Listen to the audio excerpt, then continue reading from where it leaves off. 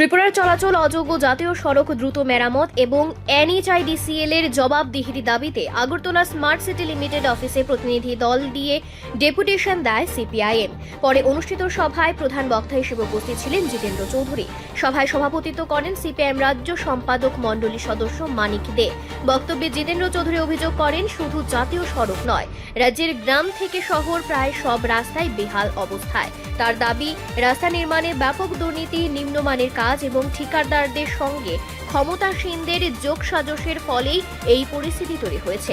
তিনি আরও বলেন, সরকারের মন্ত্রীরাও বিভিন্ন সময় অনিয়মের কথা স্বীকার করেছেন, অথচ কার্যকর ব্যবস্থা নেওয়া হয়নি।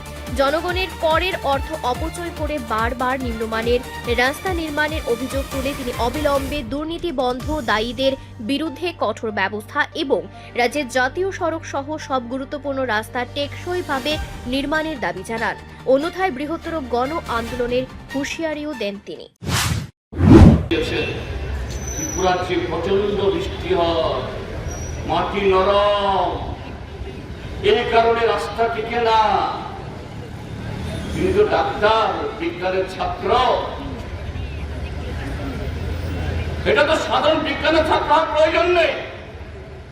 বলছেন অতি বৃষ্টির জন্য, মাটি নরমের জন্য রাস্তা টিকছে না। তারপরে স্পেস টেকনোলজি কি করলো আপনার প্রধানমন্ত্রী? তার দুদিন বাদে মাননীয় মুখ্যমন্ত্রীর সচিব এবং পূর্ত দপ্তরের সচিব কিরেন গিত্তি মহোদয় তিনিও প্রেস কনফারেন্স করেছেন। তিনি বলেছেন, এই রাস্তা নির্মাণ এখানে গুণমান বজায় রাখা হয়। সরাসরি তো বলতে পারেন না এই রাস্তা নির্মাণে চুরি হয়েছে, এখানে সোর্স পানি দিতে হয়, কন্ট্রাক্টররা কাজ করতে পারে না, সে পরিবেশ নেই। তিনি বলেছেন গুণমান বজায় রাখা হয়। মুখ্যমন্ত্রী এবং তার সচিবের মধ্যে, তাদের বক্তব্যের মধ্যে আকাশ পাতাল ফারাক। এইভাবে শুধু জাতীয় সড়ক নির্মাণ না, এই আগরতলা শহরের রাস্তা দেখুন। এই যে কলোনিয়াল চৌমনি থেকে এখানে বিতর্কতা চৌমনি, এখানে পিচ করা হয়েছে কদিন আগে, এখন জানা করা, এখন যান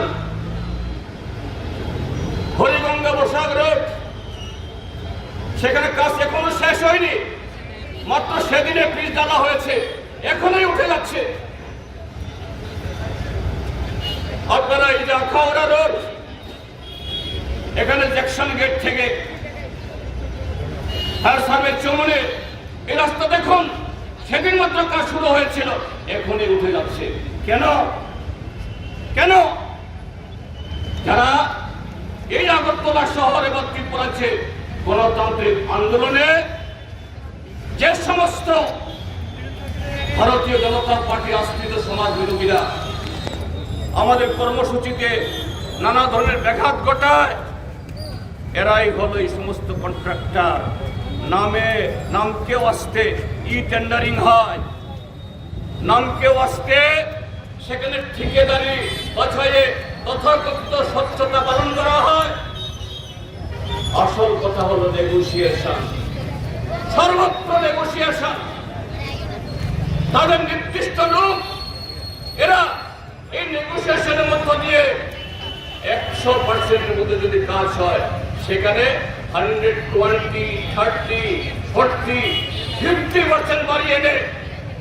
এস্টিমেট যদি 100 টাকা হয়, পেমেন্ট হয় 150 টাকা, কাজ হয় 50 টাকা। কি করে রাস্তা হবে? কি করে ব্রিজ হবে? কি করে এই রাজ্যের পরিকাঠামো উন্নয়ন হবে? এ হলো আজকের ত্রিপুরার যে অবস্থা। রিপোর্ট সংবাদ প্রতীক্ষা।